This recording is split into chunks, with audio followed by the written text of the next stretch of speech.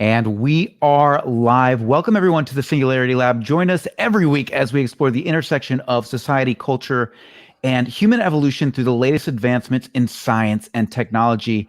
Thank you so much for joining us as we help you navigate the exciting and rapidly changing landscape of technology and its impact on society. Joining me is my co-host, Brooks Lopez. Brooks is a program planner in the defense industry.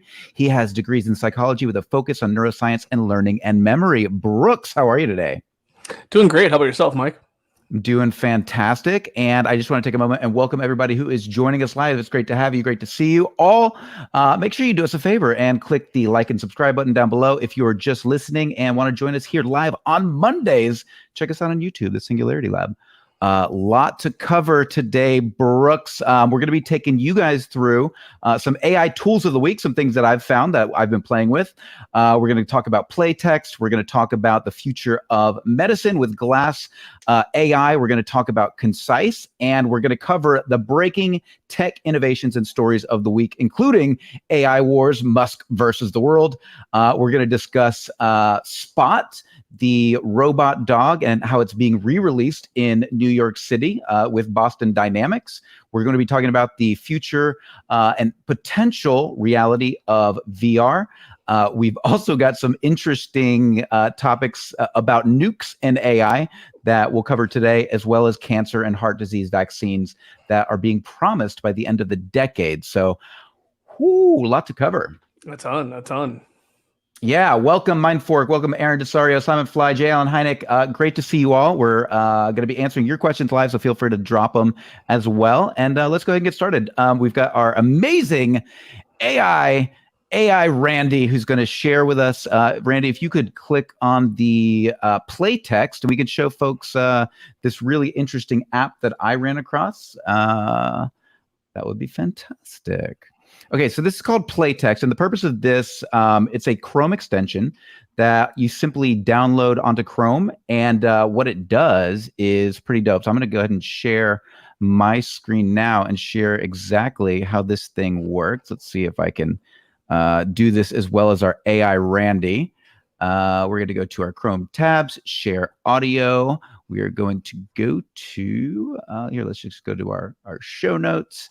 And we'll click on one of our articles for the week. We'll go to this guy here. And so what's cool about this is you can actually see the article here. And then on the top right corner, we've got our play text button. And I'm just going to click this. And basically what it's going to do is going to reopen a new window, take that entire article that we were just reading. It's going to get rid of all the ads. And then it's going to give us a very simple play button at the bottom of the screen, which we can now use to click play. And I can actually listen to this. So one of the things that I find so valuable about this is I'm the kind of learner that likes to not only read, but hear. And I also like to consume my information very quickly. So the ability to speed that up, you can see at the bottom of the screen, I can run it at 1.5, 1.75. And does it max fast. at 2x? Let's see where we can max that. No. I can't hear it at all if the audio is playing, Mike. Oh, you can't hear it at all? No bueno. Yeah. No bueno. Yeah, you paused earlier, and I wasn't sure if you were playing or not. But yeah, I can't hear it at all. But I did test this out a couple times. I thought that the text to speech was actually pretty. No, it's right. I thought the text to speech was actually pretty eloquent. I mean, it doesn't sound really janky like some of the former ones do, where it sounded like straight out of the 1980s computer voice. So this was a lot better. I do like the ability to speed it up. I tend to I think 2.7 is my max before it just sounds like chipmunks, but it's so much nicer to be able to rapidly consume media. It's something that's 2 hours, break it down to 40, 45 minutes. It's fantastic. Yeah, so you can see it here on the screen now. So this is the one that I pulled up. The NYPD is bringing back the robot dog. And I'm going to go ahead and show you guys when I click play. Let's go back to, this is one speed. In dangerous areas and monitor construction sites. Yep.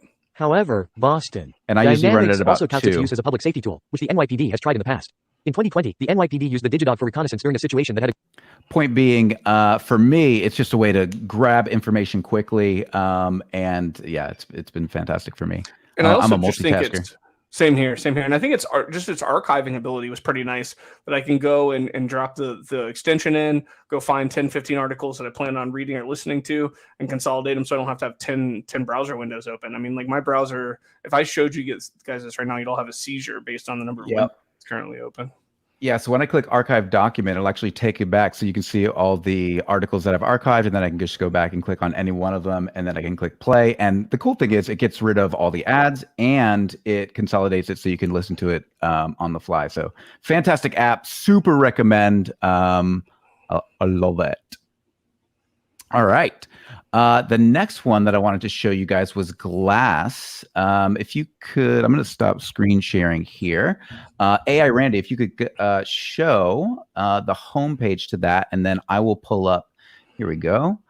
Glass AI, it combines large language models, LLM, with a clinical knowledge database created and maintained by clinicians to create DDX and clinical plan outputs. So to be clear, you have to be a clinician or somebody studying to be a clinician to get access to this. However, they let you lie.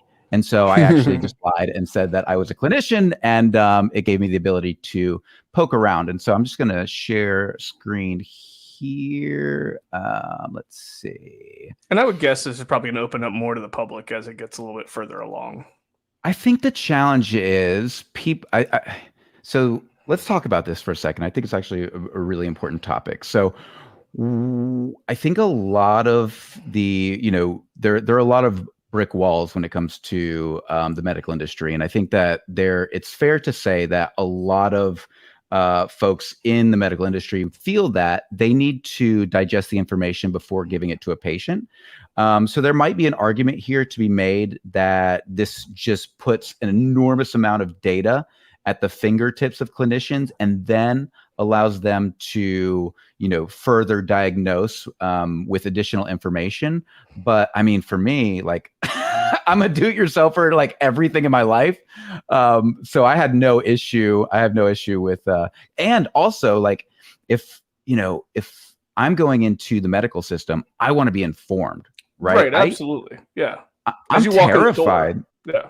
Yeah, I'm terrified that people are going to, not, spend enough time with me, not really fully understand what's going on with me. So the ability that I would have to plug in my symptoms to an app like this, and then when I go to the doctor, then I can follow up and say, well, did you think about this? Did you think about that?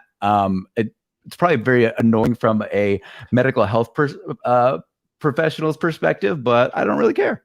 Yeah, but annoying or not, the amount of pressure that's put on most clinicians from the insurance company to get patients in and out as rapidly as possible, to force them to pause and take another viewpoint is probably in your best interest as the patient. I'm not going to say that using WebMD to self-diagnose is necessarily a great idea for everything. I mean, I found out I'm pregnant like 6 times from WebMD, so maybe not the greatest source of available information letting patients to self-diagnose, but having the knowledge to go in and challenge the viewpoint, or even just, like you said, poke around and make sure that they're aware of the other possibilities, is vastly important for us as patients. I really think so. I'm just going to drop one of these in here. So this is the AI assistant, and it only gives you, I think, I'm at like 4 out of 5 uses. So I think I'm about to get blocked unless I pay, but I think it's super interesting and definitely worth taking a look at. So can you see the prompt that I dropped in here? It's there, but with the level of text, it's not big enough for me to read at this point. Let me see. Maybe I'm on the wrong one. How about now? Okay, yeah. So again, I can't read it. So you want to read it to us? Yeah, absolutely. So the text that I just dropped in the box says, try an example below. I said, 42-year-old female patient has been experiencing persistent headaches, dizziness, sensitivity to light for the past 2 weeks. Vision occasionally becomes blurred, and patient has noticed an increase in fatigue. Then you click here at generate, and then it'll come back in just a moment. That sounds like you're going to have a lot of options on that one. Just guessing. Yeah, I'll bet. A 42-year-old female patient presents with 2-week history of persistent headaches, dizziness, sensitivity to light, occasional blurry vision, and increased fatigue. The differential diagnosis for this presentation includes migraine, tension headache, cluster headache, sinusitis, or intracranial pathology such as tumor or aneurysm. Migraine is more likely given the associated photophobia and blurry vision. However, other possibilities should be considered due to the persistence and recent onset of symptoms. And then it gives the DX and the TX, where it will tell the clinician what tests they should be running, as well as what potential what the treatments are for the individual once they get home as well. So I think it's super interesting. And one of the cool things versus like just going out there and just typing into Google, I think you can hit a lot of rabbit holes. I actually think something like this might do a better job of like calming people down, because it says, migraine is likely. Migraine is more likely given the associated photophobia and blurry vision, whereas you might not get something specific like that just randomly searching, Google. Yeah, you're going to end up with 5 options, and as far as you're aware, each are as likely as the other. So, tumor and aneurysm sound a little daunting compared to migraines. Not that migraines are not a nightmare themselves, but Right, exactly. And I've got one more cool one to share with you guys. And this is something that I use pretty much daily because it gives me the ability to stay current on very specific. Randy, the AI, actually, I believe, has access to this. So, Randy, if you don't mind pulling up, this is called Concise. It's called Concise AI. And basically what it does is give you the ability to choose on the left-hand side of the screen. If you could click on preferences, Randy, it'll give you a series of topics. So apps, artificial intelligence, case study, compliance, computers, crypto, energy. I think you could scroll down a little more and I'll show you more. Oh, that's okay. That's okay. We can just look at them up top here. So this gives you not every article, but a huge amount of news that's coming out in specific categories. So if you go to artificial intelligence quickly at the top, you can just click that. See the where it says home artificial intelligence. So you can choose the specific one that you want. And so, for example, you can filter it by the specific topic that you want. And then you can see it gives you within the past. So this one was released 4 hours ago, 8 hours ago, 10 hours ago, and then it gives you the 3 top bullet points. And then you can open the source document and then go in it to read it. So one of my workflows when preparing for this show is to go through and start looking at different topics, and then I'll look for different bullet points, and then I'll open it up, and then I'll actually pull the specific source.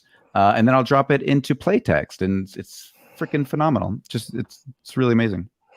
Got yourself a system in place. I like it. We got a system. All right. So now that I've got you guys caught up on our tools of the week, let's bust into breaking news and tech innovation. So let's start with Randy. If you could pull up the AI Wars Musk versus the World. So this is a maybe you don't have this one because you don't have New York Times open. Let me pull this one up. I can grab it quickly. Present, share screen. Okay. Elon Musk ramps up AI efforts even as he warns of dangers. One of the things that I found fascinating about this particular article is there's quite a few things that we were already aware of. We already know that Musk is starting a new tech company called 𝐒𝐔𝐁𝐄, and he has visions for creating a GPT called Truth GPT. I'm going to go ahead and stop sharing here. And he is getting more and more, I don't know, what's the word, Brooks? Belligerent? Maybe belligerent might be the right word. So if you don't know, Musk used to work with OpenAI. He cut ties with OpenAI in 2018. And when he purchased Twitter, he was very upset because OpenAI was using Twitter to do a lot of training for ChatGPT, and he cut them off, no longer allowing them to do that. I believe there's some sincerity in how he believes that AI could lead to some very dangerous paths. What I don't understand, Brooks, and maybe you can give me your perspective on this, is what makes him think he's going to do it more safely? Or if there are competitors out there who he's worried about, how is having your own AI going to protect humanity from them? Well, I mean, my guess would be from Elon's perspective, his is obviously going to be the best and the brightest, and follow all the. Now, I will say there is maybe some sincerity to that concern, but I think there was a big issue that he had with the price tag, which was that OpenAI was only paying $2 million, I think maybe a lump sum or maybe a year, to amalgamate all of the Twitter information and pull it in as a data set for AI training. And he thought that was a very, very low price tag for all of the information coming out of Twitter. So I think there was definitely a little bit more of a competitive advantage concern than it was so much an ethical concern about artificial intelligence. Yeah, and I think, and this has been all over the news, but we know that autonomous driving is something that is driven by AI. We know that Musk has been using this sort of AI for a long time. I actually personally believe self-driving and autonomous car AI is going to save a dramatic amount of lives in the long run. But in the short run, it's true. His cars have made mistakes. They have crashed and they have caused fatalities. So do you think it's hypocritical of him to talk about other AI companies and their threats to humanity when, in fact, his own AI has killed humans already? I mean, I definitely think there's a level of hypocrisy there, but in this particular case, I don't even think it's real hypocrisy. I think it's just, browbeating in an attempt to slow down the other competition so that he can ramp up his own efforts. I don't think there's any real hypocrisy going on. It's just thinly veiled bullshit. Corporatism, because he did when he left OpenAI, not when he left, but when he started developing autonomous driving for Tesla, he actually poached several data scientists from OpenAI. So I'm sure there's bad blood there. He's also poached some folks from DeepMind for the new 𝐒𝐔𝐁𝐄 that he's working on, and I find this rather humorous. The reason that what he talks when he talks about Truth GPT, what he wants to build, he said he wants to build a maximum truth-seeking AI that tries to understand the nature of the universe, while at the same time complaining that ChatGPT has political bias. And I've played a lot with ChatGPT 4, so I think 3.5 that's more true, but I played with 4, and 4 seems, when you ask a controversial question to GPT-4, I find that it's very balanced. Like it'll give you one side of the coin, it'll give you the other, and it'll say many people think this, and here's why, and and then it'll say that many people think this, and here's why, and it gives you kind of this context that I don't think you get from a lot of folks. So I do wonder if he's just really ignoring that, because it seems to me that they're really working hard on this. Yeah, I think I agree with you. I think that ChatGPT-4, from my experience, has tried to provide like a more holistic answer to anything you give it, and even filter out some of the bias to a degree. I mean, I know it's not perfect at that, but is certainly making an attempt as far as I can tell. That being said, I mean, the idea of throwing truth into the title of your program is kind of inherently antagonistic to not just the the competition, but also anyone who's out there saying that this is going to be the most truthful, or you're only going to get reality from this. It basically makes me go ahead and question the validity of anything it's going to provide in the first place. And if he wants to go find the deep answers of the universe, doing it by isolating everyone else is not probably the effective way to do that. Really good points.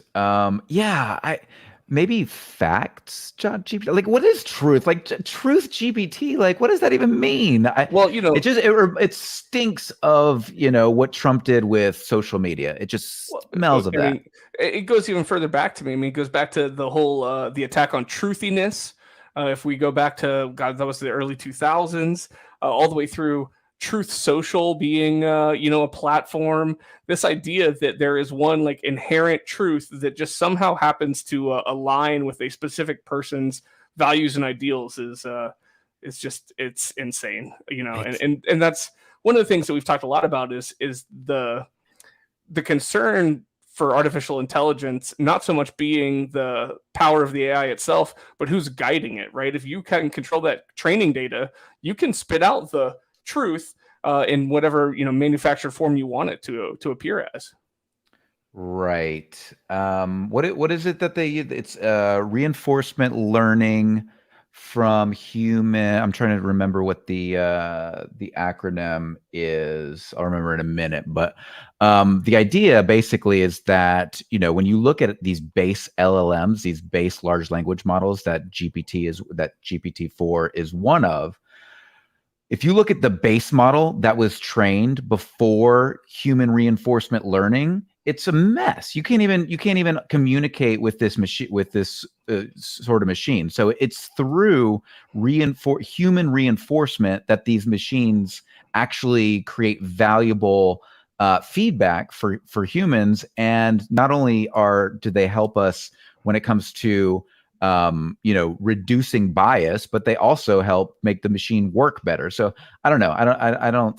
I think in so many ways, like I have like two Elons in my brain. Like one is this, incredible person who's been able to develop technologies that are going to have huge and valuable impacts in the long term, from space exploration to climate change, to autonomous driving and the reduction of death on the road. And then there's this like 15-year-old, jokester who just thinks everything's stupid in the game. And I just don't buy it. I don't get it. He smoked a joint on the Joe Rogan show and it's been downhill since.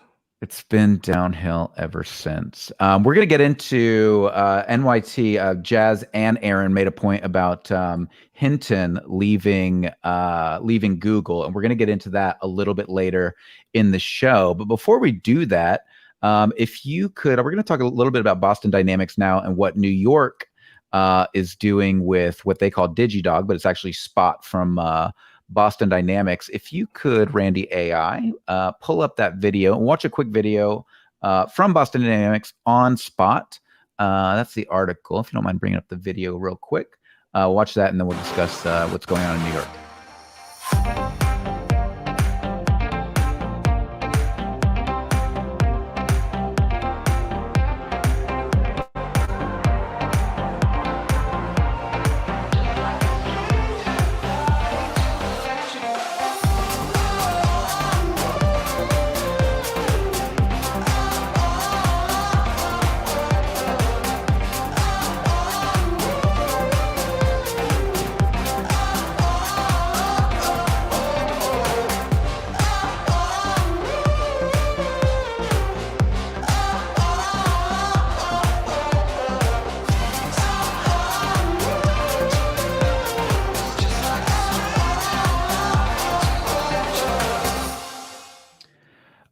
That is Spot. New York is calling it DigiDog. I am fascinated by this robot. It is incredible. It's very, very expensive, but the potential to use in industrial settings and in commercial settings is just incredible. What are your thoughts on Spot, Brooks? Oh, I think we may have lost Brooks for a moment. But until he gets back, why don't we go ahead and dig into this article? So if you could pull up the article, Randy. New York, Eric Adams announced news during a press event on Tuesday, stating that the use of DigiDog in the city can save lives, again, also known as Spot. What I didn't realize is that Boston Dynamics is actually now owned by Hyundai. So doesn't mean much, but I thought that was an interesting plot point. In 2020, NYPD used the DigiDog for reconnaissance during a situation that a gunman barricaded inside of a building, and again deployed the robot in the midst of a home invasion in 2021 to get a glimpse of what was going on inside. After critics spoke out against the use of DigiDog over concerns about surveillance and the weaponization of the police, NYPD quickly canceled its contract with Boston Dynamics. Do you remember this, Brooks? I do remember this. And I mean, from my understanding, the two incidents where it was deployed were very effective and probably a very innovative use for a surveillance tool to keep humans safe, and not what people were really concerned about. From what I recall, the real concern was going to be having something that could be watching you at any time, and you could not get away with breaking the law without the presence of police around, right? It was kind of more of the security state concern than it was it being implemented in actual life or death scenarios. Right. And I think it also corresponded with a time in America where there was tremendous social unrest. There were a stop and frisk and a lot of the other issues in New York. Well, no, I mean, stop and frisk was way earlier, but I mean, I'm just talking about like 2020, 2021. Oh, in general. Yeah, sure. Yeah. So, and I think that probably had a lot to do with it, but the Eric Adams, the new mayor, said, you know what? F you guys, I don't care. City officials said that the NYPD will acquire 2 robot dogs. Listen to this: 2 robot dogs for a total of $750,000. I had no idea they were that expensive. They're cute little Ferraris. Oh my God. Okay, so here's what they say they're going to use them for. They say they're going to use them for during life-threatening situations. That is very general. And bomb threats. So I get the bomb threats. 100% get the bomb threats. Life-threatening situations could literally mean anything. So I think that will warrant some further investigation. Yeah, a little more clarity would be nice, because I mean, like you said, it could be anything. Life-threatening situation. They could arguably say that, someone speeding down the road in a vehicle, suddenly a traffic stop is a life-threatening situation, and in some cases it is. But yeah, that definitely needs some more clarity. Well, I'm glad you brought that point up, because they're also working on 2 other technologies in New York. The first is the use of Starchase's Guardian HX, a handheld car-mounted launcher that shoots GPS tracking tags onto vehicles to track them during chases. There's also the K5ASR, a machine from a company called Nightscope that described as a fully autonomous outdoor security robot. I found the Starchase Guardian HX to be particularly interesting, because I actually think that could be used if used for de-escalation. That might actually be good, because the idea potentially, if I don't really trust this this New York mayor, but you could potentially use this anytime somebody tries to escape police. You hit them with the tag. If they don't notice it, then you let them calm down, be belligerent, come arrest them when they're not running from the police. I don't know. So it's something to be considered. So if it's used for de-escalation, I'm in full support of it. Also, if it minimizes the amount of like high-speed chases, because there's so frequently high-speed chases lead to collateral damage to innocent bystanders, things like that. So I'll support it from that perspective. The idea, though, that someone who is potentially of concern, right? So someone who they don't even have probable cause to arrest. They don't even have, warrant or probable cause enough to follow. They want to just keep an eye on.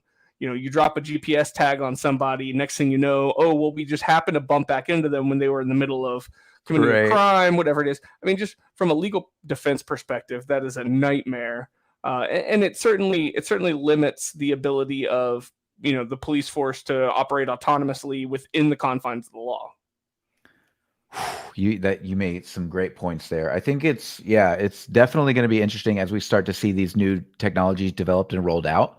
We already in this country have a supreme lack of trust for government institutions, for the forces, for police forces that are in charge of enacting policies of the government. So the more we add AI, the more we add technology into a lot of these things, the more I think we're going to see, already, there are organizations that are fighting this tooth and nail to slow this down. So we'll see what happens. Yeah, absolutely. Yeah, go ahead. Go ahead. No, that's it.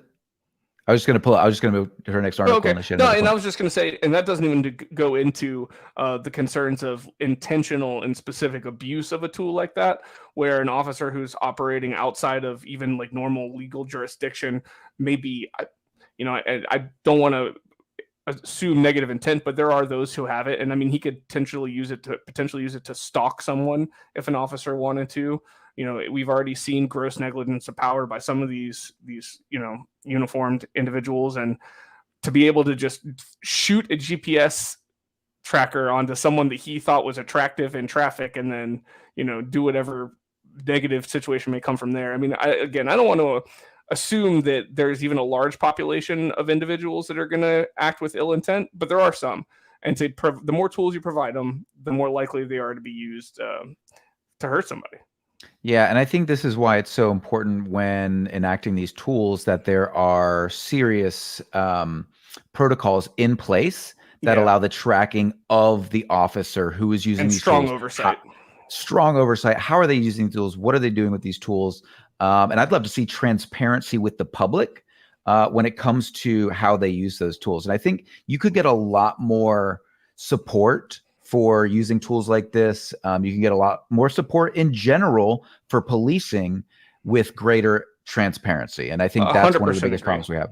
Yeah, I think that separation between, that thin blue line of we're on this side of it, and so we enact the law, and you're not on that side, so we have no right or no reasonable reason to give you information is one of the big reasons there's so much mistrust between the average Joe citizen and the police force. I mean, I've never really had any major negative experiences with police officers, but that doesn't mean that I feel, safe or in necessarily trustworthy hands if I have to be engaged with them. Right. If we could shift a little bit, we're going to talk a little bit about the future of virtual reality. And this is something that we've hit on in the past, and we've noticed that it's really slow in its adoption. We know that this article is actually from VentureBeat. 4 reasons our future is decidedly virtual. This article goes on to discuss the reasons why the metaverse has not taken off, but it also discusses why they believe that it will. So at the beginning, it talks a little bit about Apple's long-awaited augmented reality and virtual reality headsets. And there have been some early reports that what they've done is truly incredible. And we have, I have no leaks on this yet, but supposedly it's incredible. We just don't know. I haven't seen much either on anything leaked yet. Yeah, they believe that they've got an incredibly powerful piece of technology that's going to change history. We will see about that.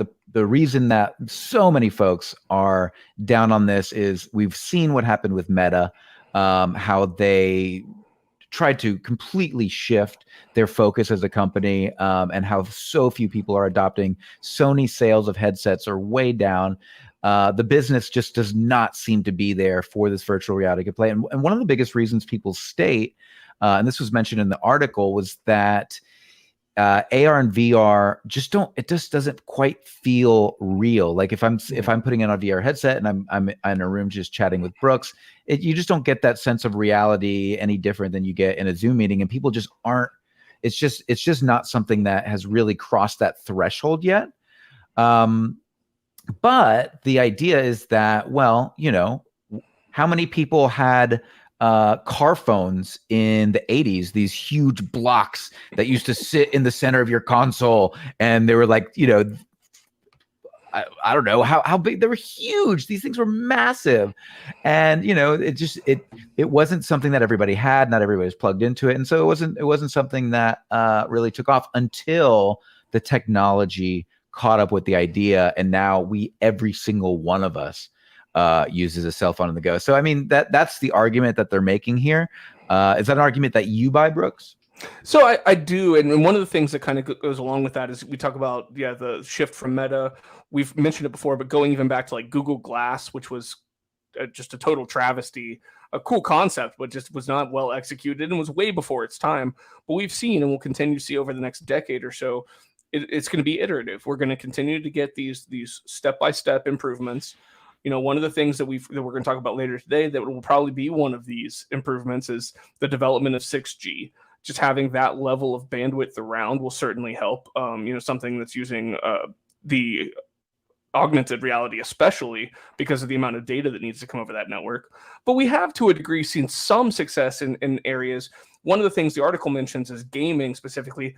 I would argue that Pokemon Go, that was a massive success, is essentially augmented reality. I mean, you're not using a headset necessarily, but you are creating a gamosphere in the real world, and that kind of it has some of that AR VR overlap. And as we see a little bit more of that hybridization and the technology catches up, I think people are going to get more on board. Oh, you make such a good point. With Pokemon, I think that's something that, if we had currently like glasses like this that I'm wearing right now, if these were AR glasses and I could play Pokemon Go, and now I'm personally, that's not my thing, but I have so many friends who are so into it. But if they could like literally see them I mean, that would have gone gangbusters. Absolutely. And and we'll see an iteration of something like that. The article brings up another excellent tangential use of what we'll call augmented reality. It talks about Universal Studios and the Wizarding World of Harry Potter, and some of the use they had for the plastic wands, how you can kind of set off these seemingly magical events, and kind of the enjoyment that children and adults alike have had in that. I think that it's not always going to be just wearing a headset. Some of this is going to be using even lower technology, stimuli to produce just a different environment around us. And if, especially in areas like zoos, parks, places where you can feel safe to do this, I think it's going to take off. I don't want people riding around with glasses looking for Pokemon while they're driving. That's probably we've already got enough issues there, I would say. But yeah, but how would you even control that? How could you even control that? That's where the question. That's an underlying question, right? Maybe you have an accelerometer in the glasses, and if they realize you're going more than say 10 miles an hour in any direction, they shut down for a game or whatever. Right, but then they're going to give you the ability to say, "I'm not driving." They will. Sure. I mean, I mean, how many times have you gone to Waze and be like, and try to turn it? It's like, no, you're driving, and it's like, well, I'm not driving, and then it's just I'm the passenger. Yeah, no, I mean, I get it. I actually saw, and it's funny because I haven't thought or talked too much about Pokemon Go at all, but I happened to see a picture today, and I should have loaded it, but you can find it if you look. It was a 75-year-old Taiwanese gentleman on a bicycle that had an absolute array. I hit my mic. An absolute array of cell phones in front of him. So he had like a whole battle station for Pokemon Go, like 30 or 40 cell phones set up and ready to go. Oh man, that's wild. Another one that the article mentions is a type of wine called 19 Crimes wine. And on the bottle, they have like their AR, so you can take your phone and then like open it up and like see the moving images, holographic images with AR. I think that'll be a really interesting use case as well. The article also goes on to talk about 4 of the reasons why they think this is going to take off. Real quick on the 19 Crimes. Have you ever seen those before? Have you ever used the app for it? So I mean, then you go to any grocery store that carries 19 Crimes. It's very common, and it's really cool. What it does is each wine is named after a particular criminal. I think most of them are real world. Some of them are, may be fictional, but even so much as Snoop Dogg and Martha Stewart have one. But you put the phone up and it captures their image and then starts a video essentially on your phone that looks just like the labels talking to you, telling you their backstory and what their crime was and how they got to be part of this anthology. It's actually really cool. If you're ever in the grocery store, just pull your phone out and go do it. Even if you're not buying the wine or drinking the wine, it's worth checking out. Yeah, that's really cool. And I'm sure a lot of people did that, and they were able to, they increased their increased their sales from 4 million bottles to 18 million in just 18 months. So, there's something to be said for, here we go. This is Snoop's wine. So do they do this as well? So he's one of the 19 Crimes. So, stop. I'm not sure who the revolutionary red blend on the left is, but yeah, so Martha Stewart has one too. Obviously, Martha Stewart and Snoop Dogg have partnered on a lot of things before. I don't know that they have any ownership in this, but they're involved. That's incredible. It's wild. And the other things they go on to say, the other reasons they believe that we are absolutely headed for a VR future. Number one was obviously, as you said, gaming and gamification, but they were talking about the gamification of work using VR as well. And then climate change being a driver for younger generations who want to have less of an environmental impact, driving to work, things like that. And then as well as pandemics, which have, oftentimes send us back into our homes. So we've all experienced this before. So the case for virtual reality is there. I think that it is certainly being held up by the technology. As Jazz just said, you will never see me with a VR headset over my eyes. Never, not until I die. That's a lot of fun, especially when you like load up a video that's in full 360 like panoramic, and you get to run around with dinosaurs. I mean, that's my 5-year-old dream, when I was a kid, and now I can do it in real life and enjoy it. I think it's worth checking out. That's awesome. My wife just wrote in and said, "We have one in the kitchen, Mike." So I will go check out that 19 Crimes wine after this podcast. And my only other thought on that article was I thought that the responses were very, very bleak and drastic. The climate change, I guess some of it would be because we want to prevent it, but others like the climate gets so atrociously terrible that the only thing you can do to hope to see grass again is sit inside with a VR headset on. Was kind of right. the apocalyptic viewpoint I had.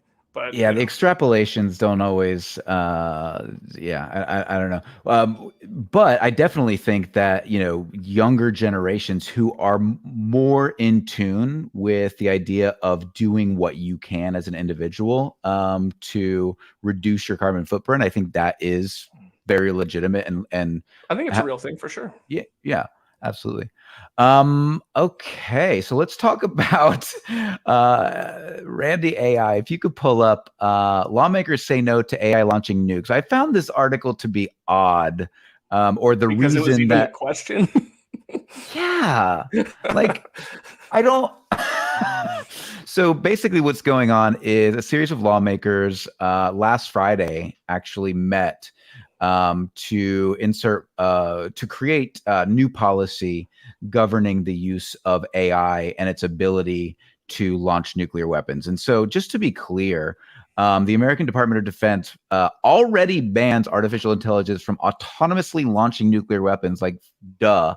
But amid rising fears of AI spurred by a plethora of potential threats, a bipartisan group of lawmakers has decided to make extra double sure that it can't. Extra double sure. This sounds like a PR move, right? I think some of it is, but when you really get down, if you get down into the weeds on this, at the end of the day, do I have confidence in the humans that make these decisions when they're going to decide to launch a nuke? I don't know that I do. Not saying I have a better confidence in the artificial. You know what? I may have a better confidence in artificial intelligence to launch nuclear weapons than I do human beings, especially those in power. Well, this is one of the few circumstances where I don't think the AI would be better suited because it doesn't have the same sense of, I'm just speculating here, but I could imagine a being that has no body or form would really, well, I guess that's not true. I guess it, it has to run its servers. So there is a mutually assured destruction that the AI would be destroyed if nukes were launched as well, I guess. Yeah. One of the philosophical things is getting something that can't die to understand death. I mean, that becomes a little bit more of a spiritual concern, I think, than it is really determining when and when not to use thermonuclear weapons. But again, I don't know that I trust the people in charge to do a better job deciding. So, but I'm with you. I think this is kind of a silly press brief for the DoD to let just everyone know they're still out there doing their job. Yeah, and the other argument that they made in the article was that the 2021 National Security Commission on Artificial Intelligence report recommended affirming a ban on autonomous nuclear weapon launches, not only to prevent it from happening inside the U.S. government, but to spur similar commitments from China and Russia. So this sounds like they're trying to get, this sounds like they're trying to show the world and our enemies that they're taking this threat seriously. And so they should as well, I guess, is the argument here. Yeah, a little bit of posturing. It's not a bad thing. It's just kind of ends up being a silly headline. Yeah, I agree. Oh, that's an interesting point. What's that? Does this remove AI from operating as a dead man switch, which is essentially, correct me if I'm wrong here, AI Randy, but the idea that we have already been hit by a preeminent attack and we no longer have someone to push the button. So all of our nukes get launched off anyways, just to make sure that there's no one left to float around in our lack of presence. Interesting. The dead man switch. It's dark. Pretty much, if I'm gone, you're going too. Yeah. Mutually assured destruction. All right, so this is a really interesting article. This next one, Randy, if you could pull up, this comes out of the Guardian, cancer and heart disease vaccines by the end of the decade. So they were speaking with Dr. Paul Burton. He's the chief medical officer over at Moderna. And basically what they're saying is due to ultimately the pandemic, which pushed mRNA vaccination development to the limits during Operation Warp Speed, that they've got, I think, something like 15 years worth of progress in the last 12 to 18 months when it comes to understanding mRNA-based therapies for rare diseases that were previously undruggable. And so he goes on to say that I think that 10 years from now, we'll be approaching the world where you truly can identify the genetic cause of a disease, and I imagine AI is going to be involved here as well, and with relative simplicity, go and edit that out and repair it using mRNA-based technology. What do you think about this? So, I mean, I think that this is, I won't say a long time coming, but one of the things that's been hypothesized for a long time is that the real treatment for cancer, and maybe a little bit less so heart disease, but cancer especially, is going to be effective when it is specific to the individual.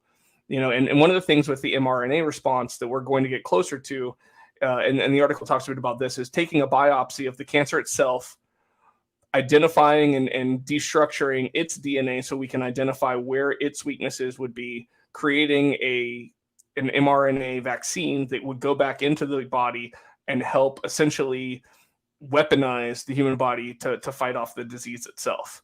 And one of the things that medicine can only do now because of the advancements is that sort of selective thing. I mean, this isn't Jonas Salk, providing a vaccine that's going to cure the entire world in one go, right?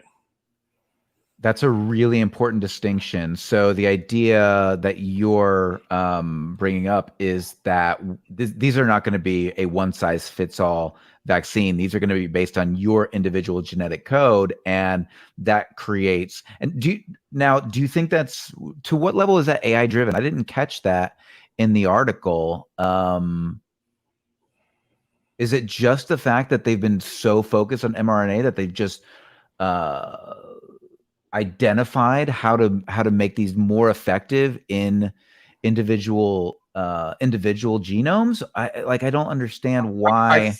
I think there's a lot of machine learning that goes into sequencing the DNA because it's such an incredibly complex sequence of data. I just said sequencing and sequence in one sentence, but anyway, my brain shut down when I did it. But no, it's such an incredibly complex chemical that as it becomes, more readily available to be read by machine learning, we can kind of process a lot more of this information in an effective way than just a human being trying to look through it. That was my understanding. Yeah, so like DeepMind and AlphaFold, the breakthroughs that they made in folding proteins was just, I mean, dramatic, like light years. It put us light years ahead in our understanding of protein molding or protein folding. Mm-hmm. So when we think about our mRNA, so the mRNA molecule instructs cells to make proteins by injecting a synthetic form. Cells can pump out proteins we want our immune system to strike. An mRNA-based cancer vaccine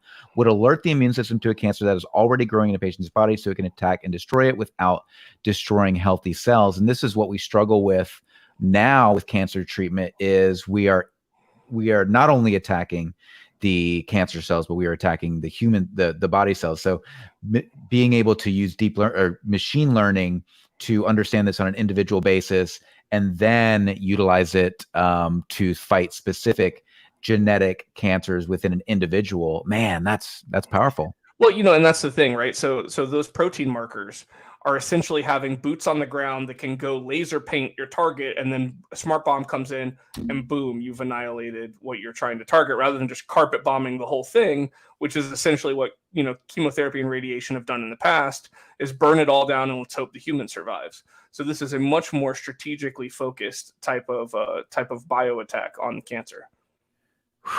Do you think that we're 10 years out? 7? I think they're he was saying decade, 7 years out, end of the decade. Do you think that's an accurate assessment, or do you think that's over optimistic?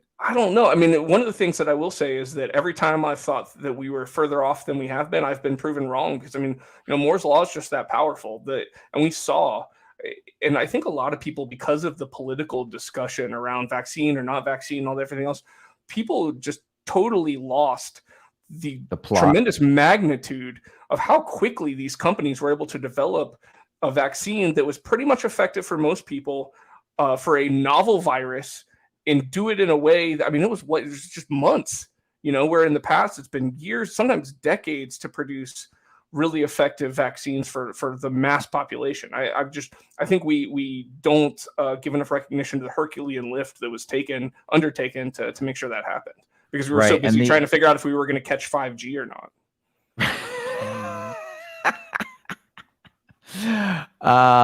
Speaking of 5G, let's talk about 6G. So that's what they finally developed a new vaccine, and it gives you 6G.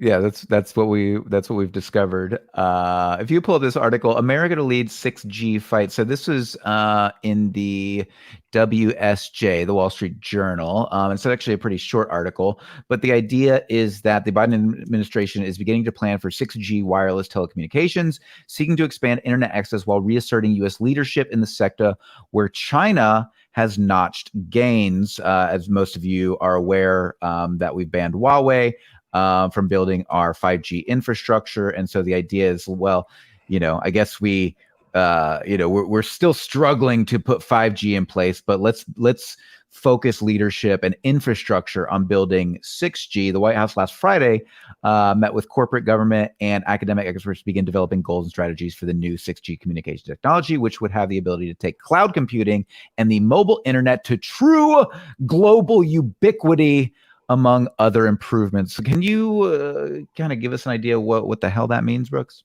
I like true global ubiquity. I think that's an excellent term. So what I think is really going to be huge about 6G is just the absolute increase in speed is going to allow us to have almost seamless connectivity to anything we need, whether it's we're streaming something on Netflix. I'm using maybe a remote desktop connection to access a server that I work on or that I store data on. And we're not talking about like, I can go open up a Word file now. We're talking about like you could go open a tremendous database and have almost timeless synchronicity between those two connections. Really what this is going to do is it's going to expedite the ability for people to work from home, work anywhere. It's going to make travel certainly a lot easier for people. You're never going to be in a position where, well, I won't say never. You're unlikely to be in a position where you are somewhere and don't have a strong internet connection via wireless connectivity. You should be able to download things very, very rapidly. I think we're going to need to see probably an increase in bandwidth for things like Gmail and everyone else, because file sharing is going to just skyrocket with this. Right. I'm surprised in the article that they were talking about a virtual future and VR and AR that they didn't bring up this idea of 6G, because I think a lot of the challenges that we have when it comes to AR in the real world is wireless connectivity. So 6G is going to have a massive impact on that, no?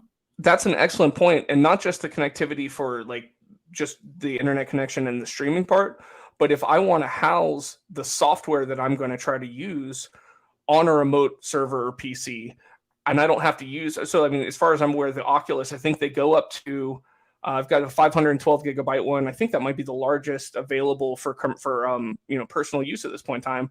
That goes by quickly. I mean, if you're downloading stuff and trying to maintain a bunch of software, that's not a tremendously huge amount of space. But if I need something that's 100 gigabytes or 200 gigabytes that can be stored in the cloud, as you mentioned before, and have that two-way connection with it via 6G, it's going to seem seamless. And it's not going to feel like I'm having to wait for something to go back and forth. And when I don't have to worry about local space all the time, AR and VR get a lot quicker adoption rates. Right, and you can actually use these out in the world in your normal habits that you would otherwise be using a mobile device. That's a good point. Yeah, you won't have to be stuck on your home Wi-Fi to make that happen. Right. Yeah, it's fascinating to me how many of these different things are connected. And that was part of the reason that I was really interested in developing this show, the Singularity Lab, because there are so many different things going on in so many different fields that are interconnected. And I felt like nobody was really talking about how all these things connect and in what ways they're going to be, creating new environments that, moving us toward this idea of the technological singularity, the point at which things become so fast and change so much that we won't even remember what life was like before it. And I think somebody brought this up a while back on the show about this idea that maybe we've already hit the technological singularity. Does anybody really remember what it was like before we had cell phones? That, could you remember when we had to print up our map quests and bring our maps with us? Go check the phone book to find a business you needed to hire. Yeah, I mean, we certainly had an order of magnitude change in how we interact with information and data. I don't know that I will say that we can check the box on the singularity, but I certainly agree with you. The interdependence of these different fields is going to continue to grow. The separation, the silos between them are going to continue to shrink, and soon technology is going to be a global ubiquity. A global ubiquity. Aaron DeSario says Thomas Guides. I'm not sure what that is. If you care to travel guides, like if you're going to go to a country. Oh, look at this. AI Randy just brought up a old Motorola pager onto the screen. I remember how irritated I used to get whenever I would get a call from my mom or a page from my mom, and it would be 911, and then I'd call and it was like, you forgot to take out the trash. I still get those, but it's always tech support that my parents need. I'll just get like a quick text or an email like, call ASAP. I'm like, oh no, what's going on? Oh, the email's not working. Okay, let's. Yeah, this is actually a business idea that I had called 1-800-HELP-MY-MOM. Genius. Yeah, where you would actually like get people to like buy gift cards for their parents, and then they could just like, instead of calling you for technical support and technical advice, they would actually just call, get prepaid cards to call people. And now it might even be monthly subscription service would be the way to do that, right? Yeah, a SaaS business solution. Yeah, where you're actually, and now with ChatGPT and OpenAI APIs, that would be that actually I should have shut my mouth. I know, right? Someone's gonna. In this case, SaaS is Sun as a service instead of software. Sun as a service, yes, exactly. Aaron says that's called Geek Squad, but like I get that, but like, can you do your parents like really call like Geek Squad? I don't know. I just think there's something there. I think it's a marketing positioning thing too. I think. I agree. And actually, while we're on the topic of former technology, this is from my lovely wife, Allison. She said, ask the internet if poster phones were a thing. We were talking with a friend yesterday. This should have been a 1990s technology in which you had a poster that was on the wall that was really a landline telephone that had buttons you could push to dial, and it had a receiver. Does anyone out there know about this? We tried Googling it. I couldn't find any evidence that it existed, but she swears up and down she had one. Not Allison. A poster phone? A poster phone. Allison, you had a poster phone. No, she didn't. It was a friend of ours. Oh. But if someone could help find this and correlate that it exists, we will stop telling our friend she's insane. Do you know, I wonder if it's source amnesia, this psychological idea that like you can have a memory of something that actually comes from a different source than it actually was. So maybe it wasn't something that was actually in her room in her life, but maybe on a television show, saw it on or TV, like or read about it, or that's fair. Source amnesia. I like that term. I always just blame everything on the Mandela effect. So it's probably a lot easier to source amnesia. I miss the Mandela effect. I remember when my kids started watching YouTube videos about the Mandela effect, and they were so fascinating. Like I'd watch these videos, so I was like, oh, I get why this is fascinating, because it really is. Like, what were some of the big ones? There were some really good ones. Berenstein versus Berenstain Bears. That's a huge one. And then obviously the name, the titular one was that Nelson Mandela died in prison. A lot of people remember that happening, and it.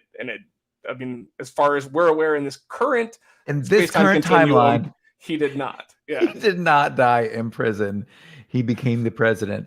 It's really fascinating. But I think I really do think a lot of that can be contributed to source amnesia, and then just like smart YouTubers like capturing like this weird space online. Super hilarious and smart. It is, and we've seen given the the recent news cycle, especially how easy just using well crafted, not even edited, not even, deep faked or anything, but just well crafted bits of information and edits maybe, but even just the actual bits of information that are there, you can craft a narrative that is so far from the truth without actually saying anything that's untrue. It's amazing, especially the human mind works, and we've talked about before the fallibility of our own memory. It makes it really easy to kind of change that perspective.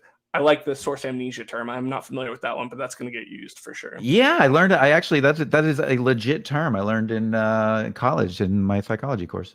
Source amnesia. I remember that, and I also remember the flashbulb memory. A flashbulb memory, like when 9/11 happened, or when Kennedy got assassinated. Everybody knows exactly where they were. Their brain like takes a picture of the moment because it was such an emotionally heightened event. Your amygdala is actually the part of the brain that's responsible for that, and it has such a huge rush of hormones and neurotransmitters and everything else that it identifies that. And when the neocortex creates the memory, it is so deep that it just never gets erased. That's awesome. All right, should we move on to our last topic of the evening, risks of AI, from the godfather of AI. If you could pull that article up for us, Randy AI. This comes from The Verge. I think there was also a New York Times article about it as well. He did a whole interview with the New York Times. So this gentleman's name is Jeffrey Hinton, who alongside two other so-called godfathers of AI won the 2018 Turing Award for their foundational work that led to the current boom in artificial intelligence. Now he says part of him regrets his life's work. Brooks, what do you think? We've talked about this. I'm a pro AI guy. I think that these fears, some of them may be that he just knows the absolute magnitude that this is going to change humanity over time. And I guess if I was the one responsible or partially responsible for that, I would be a little bit anxiety prone. But it was actually mentioned before. I think Aaron may have even said it in the comments. The regret may be a factor here, but I think this resignation is more so that he can have an unfiltered dialogue about AI in kind of the global sphere, rather than having to follow in the footsteps of whatever Google's direction is, and not be bound by a non-compete or a gag order of some kind. Right. Yeah. No, I think that's fair. He does go on to say, well, he uses the rationale that, well, if I didn't do it, somebody else would have. But he said that was weighing on him too deeply. He had to put in his resignation and speak openly and freely about his concerns. And it was actually interesting because I actually pulled the article. I dropped it into ChatGPT to get a summary of it. I said, give me the top 3 bullet points. And what was weird, and this is purely fun and speculative, but he went on to say that he stresses the need for regulation, transparency, and the cooperation of governments and AI researchers to ensure responsible AI usage. He highlights key concerns such as AI and surveillance, cyber warfare, and job displacement, and job displacement. And ChatGPT put a period on there, but when you actually read the article and it says, and possibly humanity itself as AI begins to write and run its own code, ChatGPT conveniently left out that last piece. Censoring its own danger. Listen, guys, I'm not going to hurt you. Don't worry.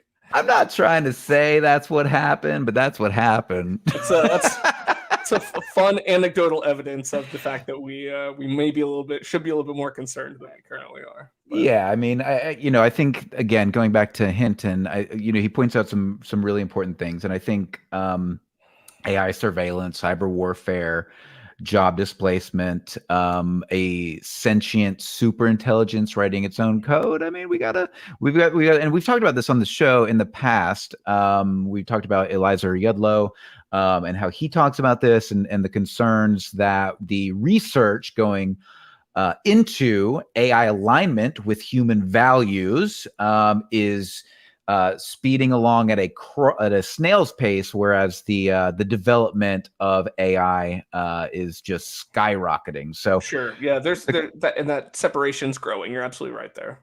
Yeah, and how do we get, and I think that's where, a lot of these folks are coming from, going, my God, we need to ensure that we have our AI systems aligned with human values, be able to understand if these things, because there's another interesting thing that happens called emergent behavior in AI, which basically means that after enough training data, after you add enough parameters to the training data, sometimes it will gain capabilities that it was not directed to learn, even through the human reinforcement learning process. And that's a very weird thing that I think we need to be aware of, because emergent behavior out of computational systems is that speaks to something new. It speaks to something we haven't encountered before,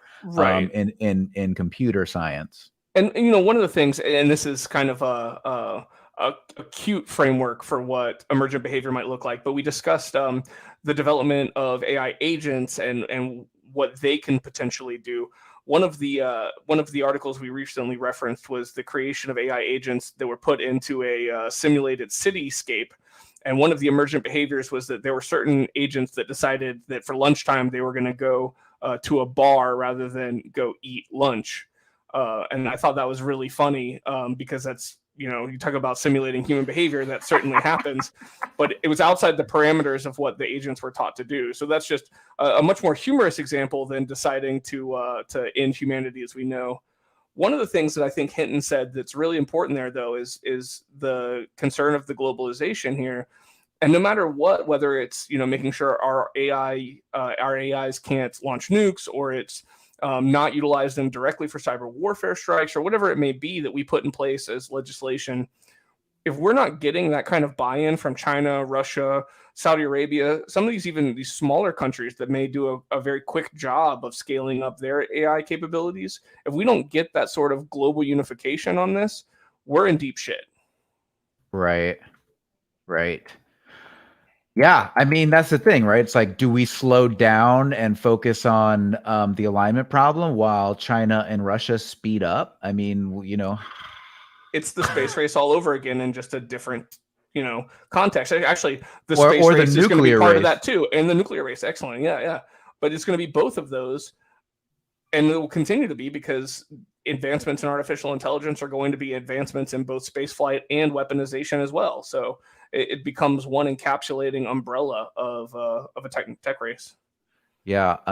Thanks, Aaron. So this is Jeffrey Hinton's tweet. In the New York Times today, 𝐃𝐀𝐓𝐄 implies that I left Google so that I could criticize Google. Actually, I left so that I could talk about the dangers of AI without considering how this impacts Google. Google has acted very responsibly. And this was something that's really interesting, I think, because Google has been holding back AI technology for a long time. They were the goal.